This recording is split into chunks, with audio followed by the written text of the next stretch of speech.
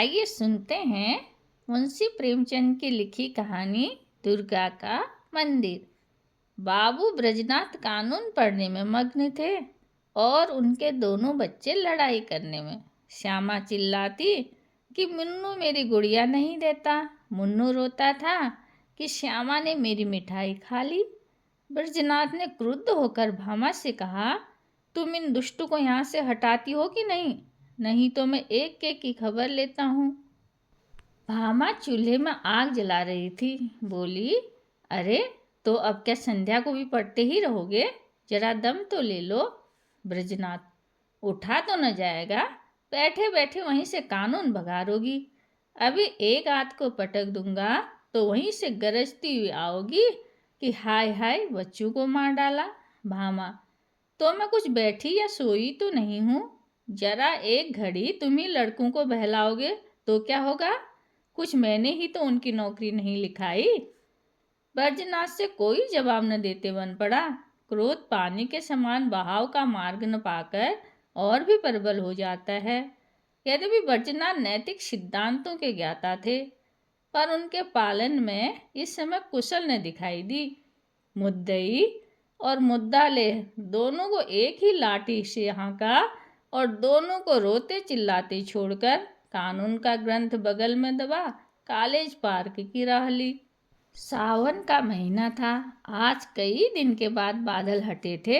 हरे भरे वृक्ष सुनहरी चादर ओढ़े खड़े थे। मृदु समीर सावन का राग गाता था और बगुले डालियों पर बैठे हिंडोले झूल रहे थे। ब्रजनाथ एक बेंच पर आ बैठे और किताब खोली, लेकिन इस ग्रंथ की अपेक्षा प्रकृति ग्रंथ का अवलोकन अधिक चित्ताकर्षक था। कभी आसमान को पढ़ते थे, कभी पत्तियों को, कभी छवमयी हरियाली को और कभी सामने मैदान में खेलते हुए लड़कों को। एकाएक उन्हें सामने घास पर कागज की एक पुड़िया दिखाई दी। माया ने जिज्ञासा की आड़ में कहा, चलो देखें इसमें क्या है। बुद्धि ने कहा, तुमसे मतलब, पड़ी रहने दो। लेकिन जिज्ञासा रूपी माया की जीत हुई। बैजनाथ ने उठकर पुड़िया उठा ली। कदाचित किसी के पैसे पुड़िया में लिपटे गिरे पड़े हैं। खोलकर देखा, सांवरेन थे। गिना, पूरे 8 निकले। कौतूहल की सीमा न रही। बैजनाथ की छाती धड़कने लगी। 8 सांवरेन हाथ में लिए वे सोचने लगे, इन्हें क्या करूं? अगर यहीं रख दूं तो न जाने किसकी नज़र पड़े, न मालूम कौन उठा ले जाए। नहीं, यहाँ रखना उचित नहीं। चलूं थाने में इत्तला कर दूं और ये सावरेन थानेदार को सौंप दूं। जिसके होंगे वह आप ले जाएगा। क्या अगर उसको ना भी मिले तो मुझ पर कोई दोष न रहेगा। मैं तो अपने उत्तरदायित्व से मुक्त हो जाऊंगा। माया ने पर्दे की आड़ से मंत्र मारना शुरू किया। वे थाने नहीं गए। सोचा, चलूं भामा से एक दिल्लगी करूं, भोजन तैयार होगा, कल इत्मीनान से थाने जाऊंगा। भामा ने सावरेन देखे तो उसके हृदय में एक गुदगुदी सी हुई। पूछा, किसके हैं? बैजनाथ, मेरे। भामा, चलो कहीं हो न। बैजनाथ, पड़े मिले हैं। भामा, झूठ बात, ऐसे ही भाग्य के बली हो तो सच बताओ, कहाँ मिली, किसकी है? बैजनाथ, सच कहता हूँ, पड़ी मिली हैं। भामा, मेरी कसम? बैजनाथ, तुम्हारी कसम। भामा गिन्नियों को पति के हाथ से छीनने की चेष्टा करने लगी। बैजनाथ ने कहा, क्यों छीनती हो? भामा, लाओ मैं अपने पास रख लूं। बैजनाथ, रहने दो, मैं इनकी इत्तला करने थाने जाता हूँ। भामा का मुख मलिन हो गया। बोली, पड़े हुए धन की क्या इत्तला? बैजनाथ, हाँ और क्या, इन 8 गिन्नियों के लिए ईमान बिगाड़ूंगा। भामा, अच्छा तो सवेरे चले जाना, इस समय जाओगे तो लौट कर आने में देर होगी। ब्रजनाथ ने भी सोचा, यही अच्छा, थाने वाले रात को तो कोई कार्रवाई करेंगे नहीं। जब अशर्फियों को पड़ा ही रहना है, तब जैसे था ना वैसा मेरा घर। गिन्नियाँ संदूक में रख दी। खा पी कर लेटे तो भामा ने हंसकर कहा, आया धन क्यों छोड़ते हो, लाओ मैं अपने लिए एक ग्लूबंद बनवा लूं, बहुत दिनों से जी तरस रहा है। माया ने इस समय हास्य का रूप धारण किया। ब्रजनाथ ने तिरस्कार करके कहा, गुलूबंद की लालसा में गले में फांसी लगाना चाहती हो क्या? प्रातःकाल ब्रजनाथ थाने के लिए तैयार हुए। कानून का एक लेक्चर छूट जाएगा, कोई हरज नहीं। वे इलाहाबाद के हाई कोर्ट के अनुवादक थे। नौकरी में उन्नति की आशा न देखकर साल भर से वकालत की तैयारी में मग्न थे, लेकिन अभी कपड़े पहन ही रहे थे कि उनके एक मित्र मुंशी गोरेलाल आकर बैठ गए और अपने पारिवारिक दुश्चिंताओं की राम कहानी सुनाकर अत्यंत विनीत भाव से बोले, भाई साहब, इस समय मैं इन झंझटों में ऐसा फंस गया हूँ कि बुद्धि कुछ काम ही नहीं करती। तुम बड़े आदमी हो, इस समय कुछ सहायता करो। ज़्यादा नहीं, 30 रुपये दे दो, किसी न किसी तरह काम चला लूँगा। आज 30 तारीख है, कल शाम को तुम्हें रुपये मिल जाएंगे। ब्रजनाथ बड़े आदमी तो न थे, किंतु बड़प्पन की हवा बांध रखी थी। यह मिथ्याभिमान उनके स्वभाव की एक दुर्बलता थी। केवल अपने वैभव का प्रभाव डालने के लिए ही ब्रजनाथ बहुत मित्रों की छोटी मोटी आवश्यकताओं पर अपनी वास्तविक आवश्यकताओं को न्योछावर कर दिया करते थे। लेकिन भामा को इस विषय में उनसे सहानुभूति न थी, इसलिए जब ब्रजनाथ इस प्रकार का संकट आ पड़ता था, तब थोड़ी देर के लिए उनकी पारिवारिक शांति अवश्य नष्ट हो जाती थी। इनमें इनकार करने या टालने की हिम्मत न थी। वे सकुचाते हुए भामा के पास गए और बोले, तुम्हारे पास 30 रुपये तो होंगे, मुंशी गोरेलाल मांग रहे हैं। भामा ने रुखाई से कहा, मेरे पास तो रुपये नहीं। ब्रजनाथ, होंगे तो जरूर, बहाना करती हो। भामा, अच्छा बहाना ही सही। ब्रजनाथ, तो मैं उनसे क्या कह दूं? भामा, कह दो घर में रुपये नहीं है। तुमसे न कहते बने तो मैं पर्दे की आड़ से कह दूं? ब्रजनाथ, कहने को तो मैं कह दूं, लेकिन उन्हें विश्वास ना आएगा, समझेंगे बहाना कर रहे हैं। भामा, समझेंगे तो समझा करें। ब्रजनाथ, मुझसे ऐसी बेमुरवती नहीं हो सकती, दिन रात का साथ ठहरा कैसे इनकार करूं? भामा, अच्छा तो जो मन में आए करो, मैं एक बार कह चुकी मेरे पास रुपये नहीं। ब्रजनाथ मन में बहुत खिन्न हुए। उन्हें विश्वास था कि भामा के पास रुपये हैं, लेकिन केवल मुझे लज्जित करने के लिए इनकार कर रही है। दुराग्रह ने उनके संकल्प को दृढ़ कर दिया। ब्रजनाथ ने संदूक से 2 गिन्नियाँ निकाली और गोरेलाल को देकर बोले, भाई कल शाम को कचहरी से आते ही रुपये दे जाना, ये एक आदमी की अमानत है। मैं इसी समय देने जा रहा था, यदि कल रुपये न पहुँचे तो मुझे बहुत लज्जित होना पड़ेगा, कहीं मुँह दिखाने योग्य न रहूँगा। गोरेलाल ने मन में कहा, अमानत स्त्री के सिवा और किसकी होगी, और गिन्नियाँ जेब में रखकर घर की राह ली। आज 1 तारीख की संध्या है। ब्रजनाथ दरवाजे पर बैठे गोरेलाल का इंतजार कर रहे हैं। 5 बज गए, गोरेलाल अभी तक नहीं आए। ब्रजनाथ की आंखें रास्ते की तरफ लगी हुई थी। हाथ में एक पत्र था, लेकिन पढ़ने में जी नहीं लगता था। हर तीसरे मिनट रास्ते की ओर देखने लगते थे, लेकिन सोचते थे आज वेतन मिलने का दिन है, इसी कारण आने में देर हो रही है, आते ही होंगे। 6 बजे तक गोरेलाल का पता नहीं। कचहरी के कर्मचारी एक एक करके चले आ रहे थे।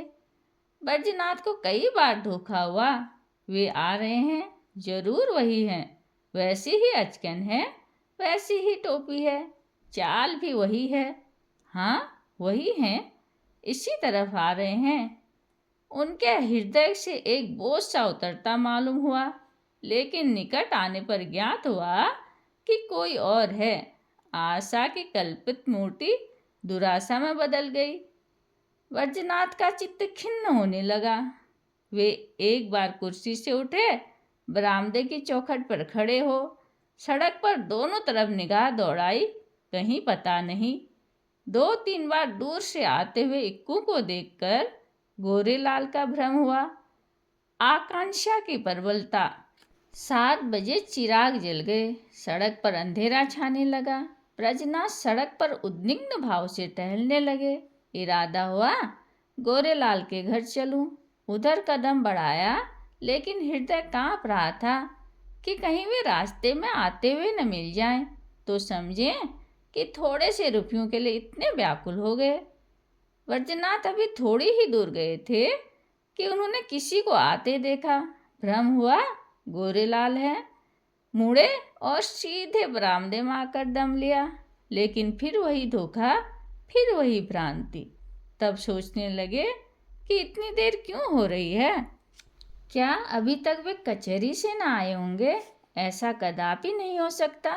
उनके दफ्तर वाले मुद्दत हुई निकल गए। बस 2 बातें हो सकती है। या तो उन्होंने कल आने का निश्चय कर लिया, समझे होंगे रात को कौन जाए, या जानबूझकर बैठे होंगे, देना न चाहते होंगे। उस समय उनको गरज थी, इस समय मुझे गरज है। मैं ही किसी को क्यों न भेज दूं, लेकिन किसे भेजूं?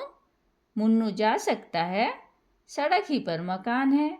यह सोचकर कमरे में गए, लैंप जलाए और पत्र लिखने बैठे, मगर आंखें द्वार की ओर ही लगी हुई थी। अकस्मात बैजनाथ को किसी के पैरों की आहट सुनाई दी, परंतु पत्र को एक किताब के नीचे दबा दिया और बरामदे में चले आए। देखा, पड़ोस का एक कुंजड़ा तार पड़ाने आया है। उससे बोले, भाई इस समय फुर्सत नहीं है, थोड़ी देर में आना। उसने कहा, बाबूजी घर भर के आदमी घबराए हैं, जरा एक निगाह देख लीजिए। निदान। बैजनाथ ने झुंझलाकर उसके हाथ से तार ले लिया और सरसरी नज़र में देखकर बोले, कलकत्ता से आया है, माल नहीं पहुंचा। कुंजड़े ने डरते डरते कहा, बाबूजी इतना और देख लीजिए, किसने भेजा है। इस पर बैजनाथ ने तार फेंक दिया और बोले, मुझे इस वक्त फुर्सत नहीं है। 8 बज गए। बैजनाथ को निराशा होने लगी। मुन्नू इतनी रात बीते नहीं जा सकता। मन में निश्चय किया, आज ही जाना चाहिए, भला से बुरा मानेंगे। इसकी कहाँ तक चिंता करूं, स्पष्ट कह दूंगा, मेरे रुपये दे दो। भल मानसी भले मानसों से निभाई जा सकती है, ऐसे धूर्तों के साथ भल मानसी का व्यवहार करना मूर्खता है। अचकन पहने घर में जाकर भामा से कहा, जरा एक काम से बाहर जाता हूँ, किवाड़े बंद कर लो। बैजनाथ चलने को तो चले, लेकिन पग पग पर रुकते जाते थे। गोरेलाल का घर दूर से दिखाई दिया, लैंप जल रहा था। ठिठक गए और सोचने लगे, चलकर क्या कहूँगा। कहीं उन्होंने जाते जाते रुपए निकाल कर दे दिए और देर के लिए क्षमा मांगी तो मुझे बड़ी झेप होगी। वे मुझे शूद्र, ओछा, धैर्यहीन समझेंगे। नहीं, रुपयों की बातचीत करूं ही क्यों। कहूँगा, भाई घर में बड़ी देर से पेट दर्द कर रहा है, तुम्हारे पास पुराना तेज सिरका तो नहीं है। मगर नहीं, यह बहाना कुछ बद्धा सा प्रतीत होता है, साफ कलई खुल जाएगी। ओह, इस झंझट की जरूरत ही क्या है। वे मुझे देखकर आप ही समझ जाएंगे। इस विषय में बातचीत की कुछ नौबत ही ना आएगी। ब्रजनाथ इसी उधेड़बुन में आगे बढ़ते जाते थे, जैसे नदी में लहरें चाहे किसी और चले, धारा अपना मार्ग नहीं छोड़ती। गोरेलाल का घर आ गया, द्वार बंद था। ब्रजनाथ को उन्हें पुकारने का साहस न हुआ, समझे खाना खा रहे होंगे। दरवाजे के सामने से निकले और धीरे धीरे टहलते हुए 1 मील तक चले गए। 9 बजने की आवाज़ कान में आई, गोरेलाल भोजन कर चुके होंगे, यह सोचकर लौट पड़े। लेकिन द्वार पर पहुंचे तो अंधेरा था, वह आशा रूपी दीपक बुझ गया था। 1 मिनट तक दुविधा में खड़े रहे, क्या करूं, अभी बहुत सवेरा है, इतनी जल्दी थोड़े ही सो गए होंगे। दबे पांव बरामदे पर चढ़े, द्वार पर कान लगाकर सुना। चारों ओर ताक रहे थे कि कहीं कोई देख न ले। कुछ बातचीत की भनक कान में पड़ी। ध्यान से सुना। स्त्री कह रही थी, रुपये तो सब उठ गए, ब्रजनाथ को कहाँ से दोगे? गोरेलाल ने उत्तर दिया, ऐसी कौन सी उतावली है, फिर दे देंगे। दरख्वास्त दे दी है, कल मंजूर हो ही जाएगी। 3 महीने के बाद लौटेंगे, तब देखा जाएगा। ब्रजनाथ को ऐसा जान पड़ा मानो मुंह पर किसी ने करारा तमाचा जड़ दिया हो। क्रोध और नैराश्य से भरे हुए बरामदे से उतर आए। घर चले तो सीधे कदम न पड़ते थे, जैसे कोई दिन भर का थका मांदा पथिक हो। ब्रजलाल रात भर करवटें बदलते रहे। कभी गोरेलाल की धूर्तता पर क्रोध आता था, कभी अपनी सरलता पर। मालूम नहीं किस गरीब के रुपये हैं, उस पर क्या बीती होगी। लेकिन अब क्रोध या खेद से क्या लाभ, सोचने लगे रुपये कहाँ से आएंगे। भामा पहले ही इनकार कर चुकी है, वेतन में इतनी गुंजाइश नहीं। 10-5 रुपए की बात होती तो कतर व्योंत करता। अब क्या करूं? किसी से उधार लूं, मगर मुझे कौन देगा? आज तक किसी से मांगने का संयोग नहीं पड़ा, और अपना कोई ऐसा मित्र है भी तो नहीं। जो लोग हैं मुझी को सताया करते हैं, मुझे क्या देंगे? हाँ, यदि कुछ दिन कानून छोड़कर अनुवाद करने में परिश्रम करूं तो रुपये मिल सकते हैं। कम से कम 1 मास का कठिन परिश्रम है। सस्ते अनुवादकों के मारे दर भी तो गिर गई है। हाँ निर्दयी, तूने बड़ा दगा की। न जाने किस जन्म का बैर चुकाया, कहीं का न रखा। दूसरे दिन से बैजनाथ को रुपयों की धुन सवार हुई। सवेरे कानून के लेक्चर में सम्मिलित होते, संध्या को कचहरी के तजवीज़ों का पुलिंदा घर लाते और आधी रात तक बैठे अनुवाद किया करते। सिर उठाने की मोहलत न मिलती, कभी 1-2 भी बज जाते। जब मस्तिष्क बिल्कुल शिथिल हो जाता, तब विवश होकर चारपाई पर पड़ रहते। लेकिन इतने परिश्रम का अभ्यास न होने के कारण कभी कभी सिर में दर्द होने लगता, कभी पाचन क्रिया में विघ्न पड़ जाता, कभी ज्वर चढ़ जाता। तिस पर भी वे मशीन की तरह काम में लगे रहते। भामा कभी कभी झुंझला कर कहती, अजी लेटे भी रहो, बड़े धर्मात्मा बने हो। तुम्हारे जैसे 10-5 आदमी और होते तो संसार का काम ही बंद हो जाता। ब्रजनाथ इस बाध्यकारी व्यंग का उत्तर न देते। दिन निकलते ही फिर वही चरखाले बैठते। यहाँ तक कि 3 सप्ताह बीत गए और 25 रुपये हाथ आ गए। ब्रजनाथ सोचते थे 2-3 दिन में बेड़ा पार है, लेकिन 21वें दिन उन्हें प्रचंड जड़ चढ़ आया और 3 दिन तक न उतरा। छुट्टी लेनी पड़ी, सैया सेवी बन गए। भादों का महीना था। भामा ने समझा पित्त का प्रकोप है, लेकिन जब 1 सप्ताह तक डॉक्टर की औषधि सेवन करने पर भी ज्वर न उतरा, तब घबराई। बैजनाथ प्राय ज्वर में भगझक भी करने लगते। भामा बैजनाथ की बकझक सुनकर डर के मारे कमरे में से भाग जाती, बच्चों को पकड़कर दूसरे कमरे में बंद कर देती। अब उसे शंका होने लगती थी कि कहीं यह कष्ट उन्हीं रुपयों के कारण तो नहीं भोगना पड़ रहा है। कौन जाने, रुपये वाले ने कुछ कर धर दिया हो। जरूर यही बात है, नहीं तो औषधि से लाभ क्यों नहीं होता। संकट पड़ने पर हम धर्म भीरू हो जाते हैं, औषधियों से निराश होकर देवताओं की शरण लेते हैं। भामा ने भी देवताओं की शरण ली। वह जन्माष्टमी, शिवरात्रि और तीज के सिवा कोई व्रत न रखती थी।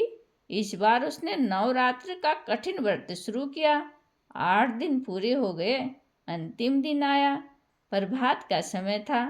भामा ने बैजनाथ को दवा पिलाई और दोनों बालकों को लेकर दुर्गा जी की पूजा करने के लिए चली।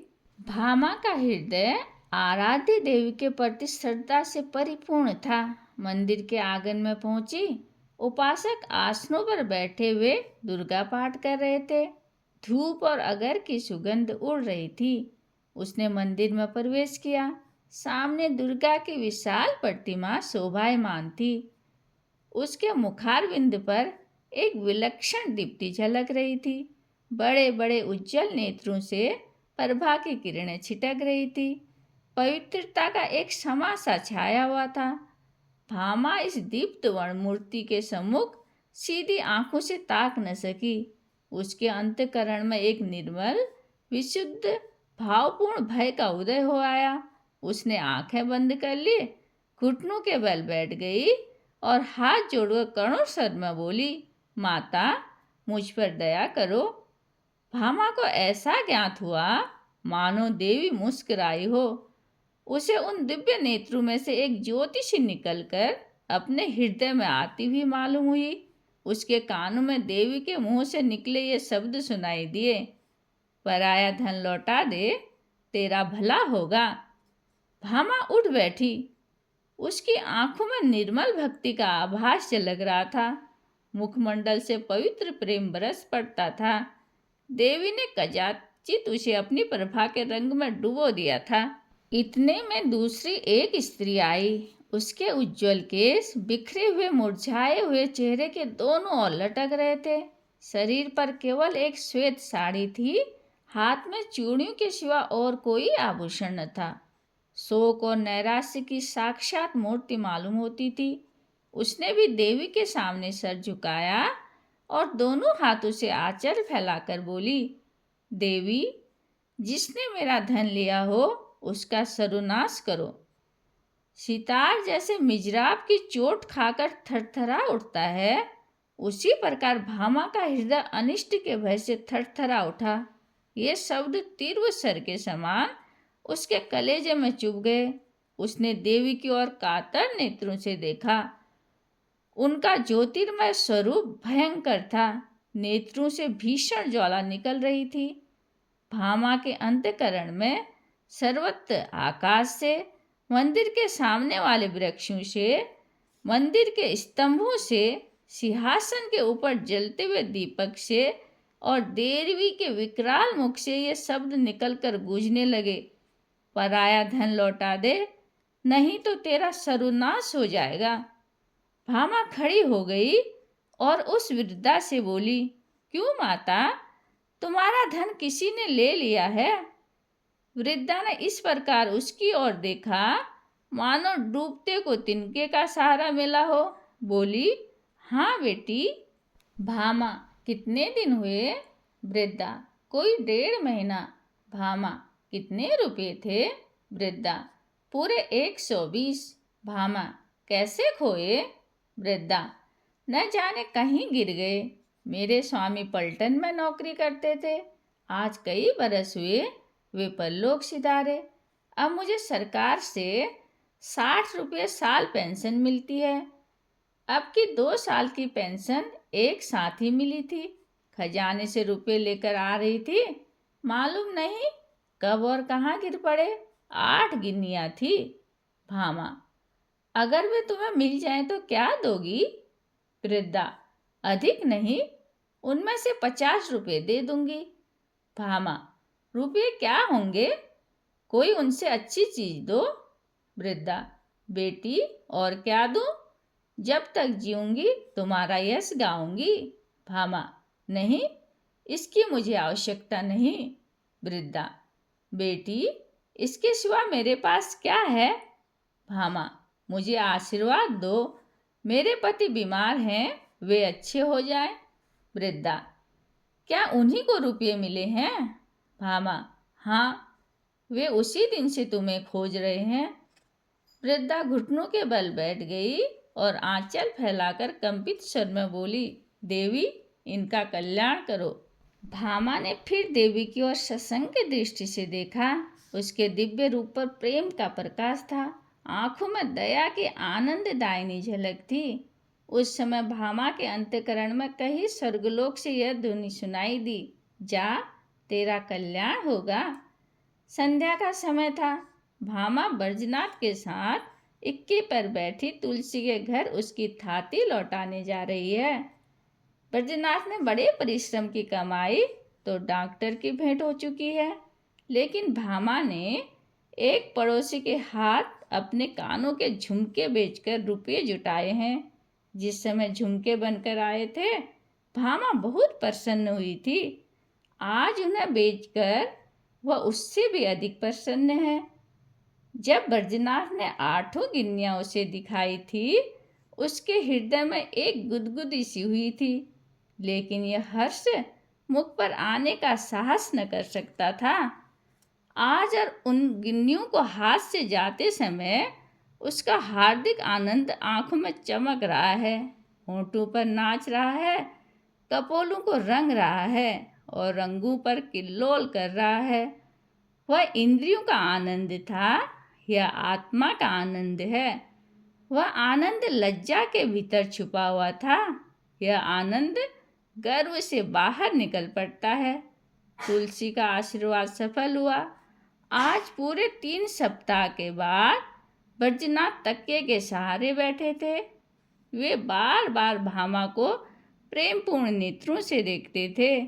वह आज उन्हें देवी मालूम होती थी।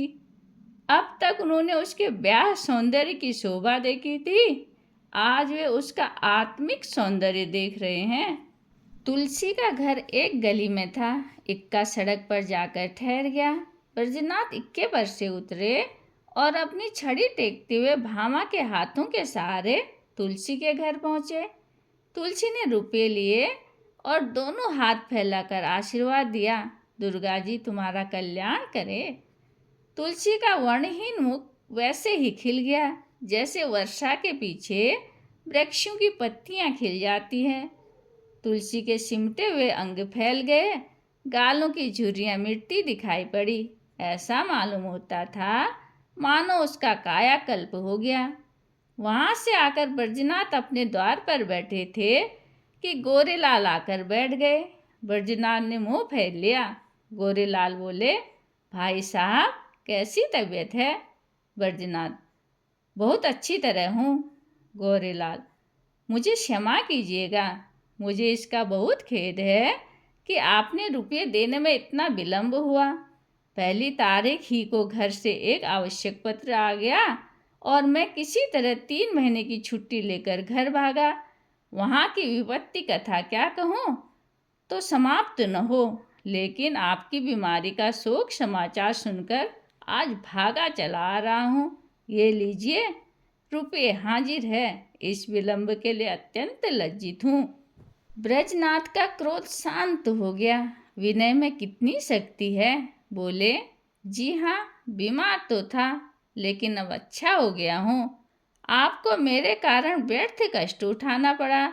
यदि इस समय आपको असुविधा हो तो रुपये फिर दे दीजिएगा। मैं अब उक्षण हो गया हूँ, कोई जल्दी नहीं है। गोरेलाल विदा हो गए तो बैजनाथ रुपये लिए हुए भीतर आए और भामा से बोले, ये लो अपने रुपये। गोरेलाल दे गए। भामा ने कहा, ये मेरे रुपये नहीं, तुलसी के हैं। एक बार पराया धन लेकर सीख गई। बैजनाथ, लेकिन तुलसी के पूरे रुपये तो दे दिए गए। भामा, दे दिए तो क्या हुआ, ये उसके आशीर्वाद की न्योछावर है। बैजनाथ, कान के झुमके कहाँ से आएंगे? भामा, झुमके न रहेंगे न सही, सदा के लिए कान तो हो गए। धन्यवाद।